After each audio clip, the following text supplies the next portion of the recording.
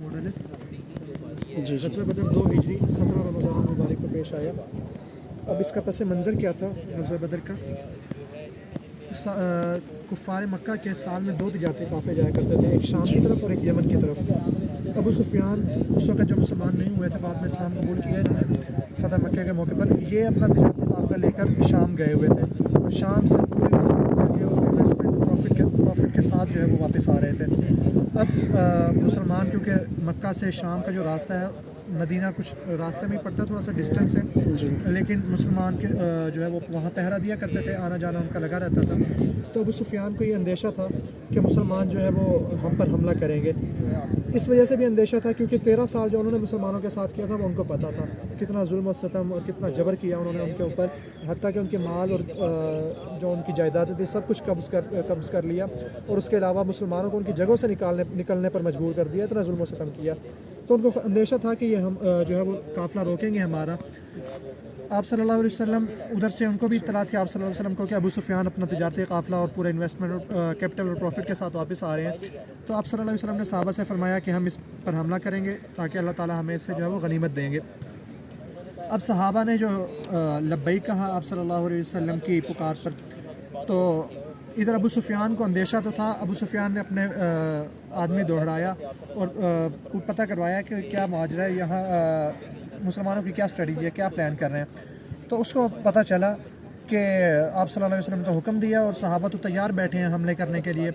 तो अबू सुफियान ने ये किया कि फ़ौरन से एक कासिद भेजा अहले मक्का की तरफ कि जाकर उनको इत्तला करो कि तुम्हारा जो सारा सामान है, पूरा तिजारती काफ़िला है, वो ख़तरे में है, लिहाजा उसको बचाओ। अब चूँकि हर घर की इन्वेस्टमेंट इस तिजारती काफ़िले के अंदर थी, तो सब ने सोचा कि हम जो है वो इसका बचाएंगे और इसके लिए निकलेंगे। तो बहुत ज़्यादा तकरीबन 1300 लोग जो है वो तैयार हुए मुसलमानों से मुकाबले के लिए। अब वो पूरा एक लश्कर तैयार हुआ जो ख़ास इस जंग के लिए ही आ रहा था और मुसलमानों से लड़ने के लिए आ रहा था। उसके मुकाबले में जो मुसलमान निकले थे वो तो सिर्फ़ एक तिजारती काफ़िले पर हमले के लिए निकले थे, जिसकी तादाद भी कुछ ज़्यादा नहीं होती, जिसके अंदर सिपाहियों की 2 घोड़े थे सहाबा के पास और तकरीबन 70 ऊँट थे। अब 70 ऊँट थे, 313 लोग थे और बारी बारी सवार होते थे। रसूलुल्लाह सल्लल्लाहु अलैहि वसल्लम भी जो है वो अपने साथ, उनके जो ऊँट शरीक थे वो हज़रत अली रज़ी अल्लाह तआला अन्हु और हज़रत अबू लुबाबा रज़ी अल्लाह तआला अन्हु थे। तो आप सल्लल्लाहु अलैहि वसल्लम की जब पैदल चलने की बारी आती तो सहाबा फरमाते कि या रसूलुल्लाह आप बैठे, हम जो है वो पैदल चलते हैं। तो आप सल्लल्लाहु अलैहि वसल्लम उनसे फरमाते कि तुम जो है वो चलने में मेरे से ज़्यादा क़ुव्वत नहीं रखते और ना मैं अल्लाह से ज़्यादा अजर नियाज से बेनियाज हूँ, तो मुझे भी अजर चाहिए। तो आप सल्लल्लाहु अलैहि वसल्लम भी पैदल चला करते थे। ये लीडरशिप थी आप सल्लल्लाहु अलैहि वसल्लम की और आला जो है वो क़यादत का मुज़ाहरा करते थे आप सल्लल्लाहु अलैहि वसल्लम। अब मुसलमान निकले इस काफ़िले पर हमला करने, लेकिन अबू सुफियान ने क्या किया, बजाय इस रास्ते से जाने के वो इन पहाड़ों के पीछे से होता हुआ मक्का पहुंच गया। इन्होंने तो अपना काफ़िला बचा लिया, लेकिन उधर से वो निकल चुके थे। फिर उन्होंने दोबारा इत्तला भेजी कि आपका काफ़िला बच चुका है, लिहाजा आपको जो है वो अब लड़ने की ज़रूरत नहीं है, जंग करने की ज़रूरत नहीं है, तो आप वापस आ जाएं। लेकिन अबू जहल पूरे तैयारी के साथ निकला था और बाकायदा जश्न का सामान लेकर निकले थे, कुछ नाचने वालियों को, इसी तरह शराब और खाने पीने की जो अयाशी की चीज़ें थी सारा कुछ लेकर निकले। अब वो तकब्बुर के अंदर था और मुसलमानों को अल्लाह ताला ने कुरान में इसी चीज़ से रोका कि तुम कुफ़ार की तरह जो है वो इतराते हुए ना आना, बल्कि सादगी और आजिज़ी के साथ आना। वो आए जी। अच्छा, अब आप सल्लल्लाहु अलैहि वसल्लम को जब इत्तला मिली ना कि अबू सुफियान तो बचकर निकल गए हैं और सामने जो है वो जो मुकाबले के लिए आ रहे हैं वो पूरा 1300 का लश्कर है। अब 1300 बाद में वो 1000 रह गए क्योंकि बनु ज़हरा कबीला बनु ज़हरा के 300 लोग थे। जब उनको पता चला कि सामान तो बच गया तो उन्होंने कहा कि हम मज़ीद आगे नहीं जाएंगे आपके साथ, हम वापस जाते हैं, हमारा मकसद काफ़िले को बचाना था, वो तो बच गया, तो हम लिहाजा जंग नहीं करेंगे। कुछ लोगों ने और ने भी कहा अबू जहल को कि हमारे अपने ही लोग हैं, वो कोई किसी का भाई है, कोई किसी का चचा है, तो हमें जाकर मारने की ज़रूरत नहीं है, लिहाजा हम वापस ही चलते हैं। लेकिन अबू जहल को गरूर और तकब्बुर था और अकड़ थी, उसने कहा नहीं, हम जाकर लड़ेंगे और फ़तह हमें ही होगी क्योंकि हम ज़्यादा तादाद में हैं। अब उनका लश्कर पहले पहुंचा वहाँ पर बदर के मैदान में और उन्होंने ऐसी जगह उनको पर अपना पड़ाव डाला जहाँ पर जगह जो है वो बहुत मजबूत थी, यानी कि रेतली जगह थी कुछ, और वहाँ जो है वो उनके पानी के सहूलत भी आसपास चश्मे भी थे, तो उसके लिए उनको जो है वो एफ़र्ट नहीं करनी पड़ी कोई, तो उनको बहुत अच्छी सूटेबल जगह मिल गई। लेकिन मुसलमान जब पहुँचे تو ان کے لیے جو جگہ تھی نا وہ بہت ہی ریتلی تھی، اتنی ریتلی کے پاؤں جو ہے وہ دھس رہے تھے. تو اللہ تعالیٰ نے آپ صلی اللہ علیہ وسلم نے صحابہ سے مشورہ کیا کہ اب سامنے اتنا بڑا لشکر ہے تو کیا کیا جائے. صحابہ نے کہا بہت جانسارانہ تقریر کی. حضرت مقداد رضی اللہ تعالیٰ فرماتے ہیں یا رسول اللہ ہم جو ہے بنی اسرائیل کی طرح آپ کو یہ نہیں کہیں گے کہ موسیٰ اور موسیٰ کا رب جا کر لڑیں، بلکہ ہم آپ کے شانہ بشانہ لڑیں گے. ہم آپ کے آگے سے لڑیں گے، آپ کے دائیں سے، آپ کے بائیں سے، آپ کے پیچھے سے لڑیں گے. آپ ہمیں سمندر میں کودنے کا حکم دیں گے، ہم وہ بھی کود جائیں گے. اس کے انہوں نے ریزنز بھی دی کہ ہم تو جاہل تھے، ہمیں تو کچھ بھی پتہ نہیں تھا، آپ نے ہمیں آ کر جو ہے وہ چیزیں سکھائیں، آپ ہمیں مہذب بنایا، ہمیں علم دیا، ہم تو لڑتے رہتے تھے، آپ نے ہمیں اس چیزوں سے نکالا. تو اس پر جو ہے آپ صلی اللہ علیہ وسلم بہت خوش ہوئے اور باقی صحابہ نے بھی اسی طرح جو ہے اپنی جانثاری کا اظہار فرمایا. اب مسلمانوں نے جو ہے باقاعدہ اپنے خیمے لگائے اور مسلمان جو ہے وہ یہاں اب صحابہ کی اس استقامت پر اور اس آپ صلی اللہ علیہ وسلم سے محبت کے جذبے پر اللہ تعالیٰ نے انعام کیا کیا پہلا کہ بارش برسا دی. بارش کے ذریعے ان کی جو ریتلی جگہ تھی، ان کی جو سخت جگہ تھی وہاں ان کے پاؤں سلپ ہونے لگ گئے، اور مسلمانوں کی جو ریتلی جگہ تھی وہ بارش کی وجہ سے سخت ہو گئی اور ان کے قدم آسانی سے جمنے لگ گئے. اور مسلمانوں نے آس پاس حوض بھی بنا لیے اور ان حوضوں کے اندر جو ہے وہ اپنا پانی جمع کر لیا وضو کے لیے اور باقی استعمال کے لیے. اب آپ صلی اللہ علیہ وسلم کے لیے پھر صحابہ کے مشورے سے سعد بن معاذ رضی اللہ تعالیٰ عنہ جو انصار میں بڑے ہیں، ان کے مشورے سے جو ہے آپ صلی اللہ علیہ وسلم کے چھپر تعمیر کیا گیا تھوڑی سی چوٹی کے اوپر. اس کو عریش کہا جاتا ہے اور اب اس جگہ پر جو ہے وہ جامع مسجد العریش بنائی گئی ہے. آپ صلی اللہ علیہ وسلم اس چھپر میں تشریف لے گئے اور باہر جو ہے وہ دو صحابی حضرت معاذ رضی اللہ تعالیٰ عنہ اور ابو بکر صدیق رضی اللہ تعالیٰ عنہ باہر پہرا دیا کرتے تھے، اور بعض اوقات ابو بکر صدیق رضی اللہ تعالیٰ عنہ بھی آپ صلی اللہ علیہ وسلم کے ساتھ تشریف لے جایا کرتے تھے اندر. آپ صلی اللہ علیہ وسلم ساری رات جو ہے وہ اللہ تعالیٰ سے دعائیں کرتے رہے، عبادت گڑ گڑا کر دعائیں مانگتے رہے. بالآخر جو ہے وہ اللہ تعالیٰ نے آپ صلی اللہ علیہ وسلم کو فتح کی خوشخبری سنائی اور فرمایا کہ ہم جو ہے آپ کی مدد کریں گے، اور باقاعدہ فرشتوں کو اللہ تعالیٰ نے پھر اتارا.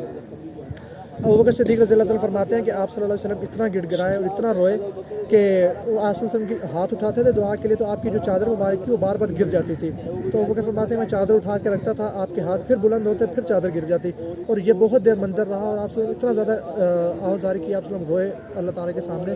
تو جب میں نے پھر دیکھا تو میں آپ صلی اللہ علیہ وسلم کو سینے سے لگا لیا اور فرمایا کہ یا رسول اللہ بس کافی ہے، اللہ تعالیٰ ضرور آپ کی مدد کریں گے. تو اس پر اللہ تعالیٰ نے جو ہے وہ باقاعدہ آپ صلی اللہ علیہ وسلم کو وہ جگہ دکھا دیں کہ جہاں پر وہ کفار کے سردار مرے ہوئے ہوں گے، ان کے قتل جہاں پر ہوگا. میدان سجا. صبح فجر کے بعد جب آپ صلی اللہ علیہ وسلم نے صف بندی کی، صحابہ کو سیدھا کیا، ان کی طرف سے پہلے 1 to 1 جب جنگ ہوئی تو 3 لوگ ان کی طرف سے آئے، عتبہ، شیبہ اور ولید. اب اور مسلمانوں کی طرف سے 3 انصار صحابہ آئے، لیکن انہوں نے جب پوچھا کہ تم کون ہو تو انہوں نے انصار صحابہ نے اپنے نام بتائے. تو انہوں نے کہا کہ ہمارا تو تم سے مقابلہ ہی نہیں ہے، ہمارے برابر کے لوگ بھیجو. آپ صلی اللہ علیہ وسلم سے فرمایا. تو آپ صلی اللہ علیہ وسلم نے پھر ان کے مقابلے میں مسلمانوں کی طرف سے حضرت علی رضی اللہ تعالیٰ عنہ، حضرت حمزہ رضی اللہ تعالیٰ عنہ، حضرت عبیدہ بن الحارث رضی اللہ تعالیٰ عنہ کو بھیجا ان سے مقابلے کے لیے.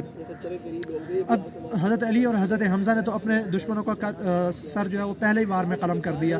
عبیدہ بن الحارث رضی اللہ تعالیٰ عنہ تھوڑی عمر رسیدہ تھے تو ان کے گھٹنے پر جو ہے وہ زخم آیا، لیکن جب یہ حضرات فارغ ہو گئے تو انہوں نے اس کا بھی کام تمام کر دیا.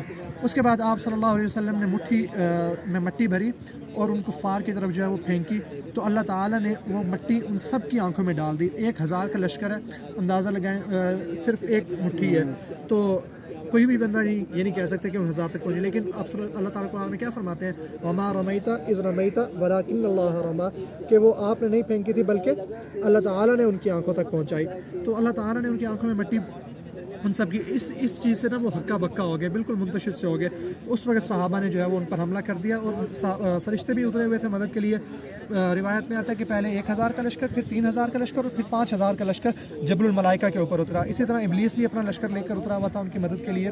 تو صحابہ فرماتے ہیں کہ جب ہم ایک صحابی اپنا واقعہ فرماتے ہیں کہ میں ایک کافر کو مارنے لگا تو ابھی میں نے تیر چلایا نہیں تھا، میرے سے پہلے کسی نے چلا دیا. تو انہوں نے شکایت کی کہ یا رسول اللہ میں نے اس کو مارنا تھا. تو آپ صلی اللہ علیہ وسلم نے فرمایا کہ کون ہے وہ، مجھے بتاؤ ان کے بارے میں. تو انہوں نے فرمایا کہ یا رسول اللہ اب تو وہ نظر نہیں آ رہے یہاں پر. تو آپ صلی اللہ علیہ وسلم نے فرمایا کہ وہ فرشتہ تھا جو اللہ تعالیٰ نے تمہاری مدد کے لیے بھیجا تھا. تو اس طرح صحابہ فرماتے ہیں جب ان کی لاشیں پڑی ہوئی تھیں تو جن کو فرشتوں نے مارا تھا نا، ان کے گردن کے اوپر بلیک کلر کے نشان تھے ان کے کٹنے کے، جو فرشتوں نے ان کو مارا تھا. اب اللہ تعالیٰ نے اس جنگ کے اندر جو ہے مسلمانوں کو بہت شاندار ایک عظیم الشان فتح دی، جس کو فتح مبین کہا گیا. اور صحابہ جو ہے وہ 14 صحابہ شہید ہوئے، ان کی طرف سے 70 جو ہے وہ کفار مارے گئے اور 70 جو ہے وہ قیدی ہوئے۔ آپ صلی اللہ علیہ وسلم نے کفار کی لاشوں کو اس کنویں کے اندر پھینکوا دیا اور ان سے جو ہے وہ عبرتناک بات بھی کی۔ اب اس واقعے سے سبق کیا ملتا ہے ہمیں؟ پہلی چیز تو یہ کہ ہم کسی بھی ایکسٹریم کی طرف نہ جائیں، یعنی کہ ایکسٹریمزم نہ ہو ہمارے اندر۔ ہم صرف اسباب کے اوپر بھروسہ نہ کریں، جیسا کہ ان مشرکین مکہ نے کیا کہ صرف انہوں نے کہا کہ ہمارے پاس مال اور اسباب ہے تو ہم ہی جیتیں گے۔ مسلمانوں نے یہ نہیں کیا، مسلمانوں نے دعا بھی کی، اور صرف دعا کے اوپر بھی نہ رہیں۔ آپ صلی اللہ علیہ وسلم نے دیکھی، یہ کہہ سکتے تھے آپ صلی اللہ علیہ وسلم کہ وہ لشکر بہت بڑا ہے، ان کے پاس جنگی ساز و سامان بھی ہے، ہمارے پاس وہ تلواریں بھی پوری نہیں ہیں لڑنے کے لیے، تو ہم لہٰذا پہاڑوں کے پیچھے آ جاتے ہیں، اللہ تعالیٰ سے دعا کرتے ہیں، اور ان سے بڑھ کر کس کی دعا اللہ تعالیٰ قبول فرمائیں گے؟ نبی کی دعا سے۔ تو وہ اللہ تعالیٰ فرشتے اتاریں اور ان کو قتل کر دیں وہ۔ لیکن آپ صلی اللہ علیہ وسلم نے یہ نہیں کیا، آپ صلی اللہ علیہ وسلم نے اپنے اسباب اختیار کیے، لوگوں کو اتارا میدان کے اندر، اور پھر جو ہے وہ آپ صلی اللہ علیہ وسلم نے دعا فرمائی، اور پھر یہ نہیں کیا کہ لوگوں کو اتار کے پھر اسی کے بھروسے پر رہے، بلکہ اللہ تعالیٰ سے گڑ گڑاتے رہے اور مانگتے رہے۔ حالانکہ اللہ تعالیٰ نے یقین دہانی بھی کروا دیتے کہ آپ کو فتح ہوگی، لیکن پھر بھی ایک انسان ہمیں تربیت دی کہ ہمارے کرنے کا کام کیا ہے کہ جب ہمارے اوپر اس طرح کی مشکل آئے، مشکل حالات آئیں، تو ہماری توجہ اور ہماری نظر کس کی طرف جانی چاہیے؟ وہ اللہ رب العزت کی طرف جانی چاہیے۔ اور دوسرا، ہمیں اس سے مشورے کی اہمیت کا پتہ چلتا ہے کہ جو مشورے پر اللہ تعالیٰ نے جو ہے وہ کس طرح صحابہ کو نوازا۔ قیدیوں کے بارے میں آتا ہے کہ صحابہ نے جب قیدیوں کے بارے میں فدیہ کا مشورہ کیا تو اللہ تعالیٰ کی طرف سے تو بعد میں یہ حکم آیا کہ ان کو قتل کرنا چاہیے تھا، لیکن اللہ تعالیٰ نے اس پر عذاب کیوں نہیں نازل فرمایا؟ آپ صلی اللہ علیہ وسلم کی حدیث ہے کہ ہمارے اللہ تعالیٰ نے مشورے کی برکت کی وجہ سے جو ہے وہ عذاب نہیں اتارا ہمارے اوپر۔ تو یہ مشورے کی برکت ایک تو اس سے واضح ہوتی ہے، اور اس سے ہمیں یہ ملتا ہے کہ کیسے آپ صلی اللہ علیہ وسلم سب کو لے کر چلتے تھے، یہ نہیں کہ صرف اپنی منوانی، بلکہ سب کو لے کر۔ ہمیں جو آج ہمیں ویسٹرن کلچر سے مل رہا ہے نا کہ صرف انڈیویجولی سب کو، لوگوں کو الگ الگ اپنا خیال کریں، اپنی یوٹیلٹی میکسیمائز کریں، دوسروں کا خیال نہیں۔ تو اس میں جو ہے اوور آل آپ سب کو دیکھ کے سب کو ساتھ لے کر چلتے تھے، اور اسلام جو ہے وہ اجتماعیت کا پیغام دیتا ہے۔ تو سیرت ہمیں جو ہے وہ پڑھنی چاہیے تاکہ ہمیں آپ صلی اللہ علیہ وسلم کے جتنے واقعات ہیں، تو ایک واقعہ آپ صلی اللہ علیہ وسلم کی اتنی زندگی پورے واقعات سے بھری پڑی ہے، تو ہمیں اس سے سبق ملیں گے کہ کیا کیا ہماری زندگی کس طرح ہونی چاہیے، اور ہمیں قربانیوں کا اندازہ ہوگا کہ رسول اللہ صلی اللہ علیہ وسلم نے ہمارے لیے کیا قربانیاں دی۔ جان خطرے میں ہے یہاں، تو جان کے اوپر آئی ہوئی ہے، لیکن آپ صلی اللہ علیہ وسلم نے مسلمانوں کے لیے اور اللہ تعالیٰ کے دین کے لیے جو ہے وہ یہ قربانیاں دی۔ تو ہمیں بھی اس سے سبق حاصل کرنا چاہیے، سیرت پڑھنی چاہیے۔ جزاک اللہ۔